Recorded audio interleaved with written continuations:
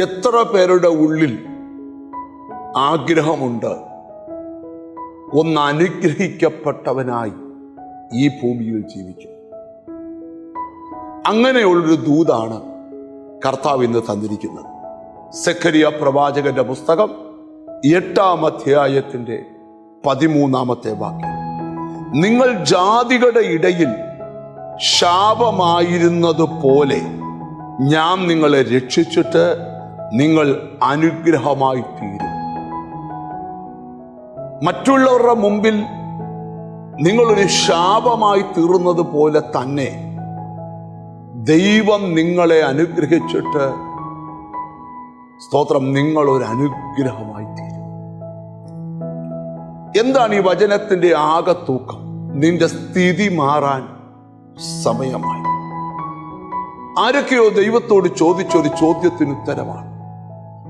രക്ഷപ്പെടാൻ എത്ര കൊതിച്ചിട്ടും രക്ഷപ്പെടാൻ കഴിയാതെ കാട്ടുവള്ളി വൃക്ഷത്തെ വരിഞ്ഞു മുറുക്കുന്നത് പോലെ ആ വൃക്ഷത്തിന്റെ ഓജസ്സിനെയും തേജസ്സിനെയും ഊറ്റിക്കുടിച്ച് ഒത്തിരി ഫലവും ഇലയും കായ്ക്കേണ്ട ആ മരത്തെ ഒരിലയും ഒരു ഫലവുമില്ലാതെ കാട്ടുവള്ളികൾ വരിഞ്ഞു മുറുക്കി, സ്തോത്രം, ഒരു വൃക്ഷം എന്ന് വേണേ പറയാവുന്ന രീതിയിൽ മാത്രം നിർത്തി ബാക്കിയുള്ള എല്ലാ അനുഗ്രഹങ്ങളെയും വരിഞ്ഞു മുറുക്കുന്ന അനുഭവത്തിൽ നിൽക്കുന്നത് പോലെ ചില കുടുംബങ്ങളെ വല്ലാതെ ശാപം വരിഞ്ഞു മുറുക്കുകയാണ്.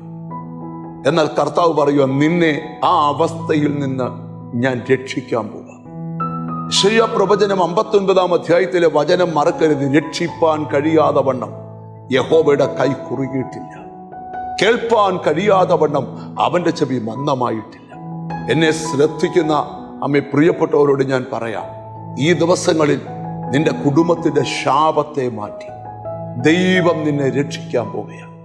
കാട്ടുവള്ളികളെ അഴിച്ചിറക്കുമ്പോൾ ആ വൃക്ഷത്തിൽ പുതിയ ഇലകളും പുതിയ ഫലമുണ്ടാകും. ഒരു മനുഷ്യൻ ഒറ്റ നോട്ടത്തിൽ പറയും, ആ വൃക്ഷം കൊള്ളാം.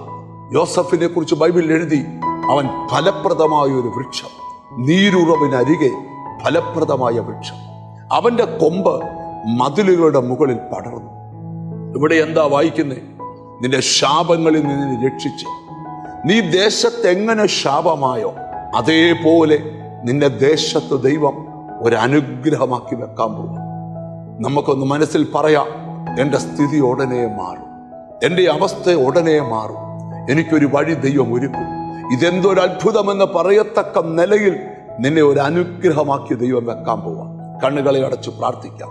കാരുണ്യവാനായ ദൈവമേ, സ്വർഗസ്ഥ പിതാവേ, എന്നോട് ചേർന്ന് പ്രാർത്ഥിക്കുന്ന മക്കൾക്ക് വേണ്ടി പ്രാർത്ഥിക്കുന്നു.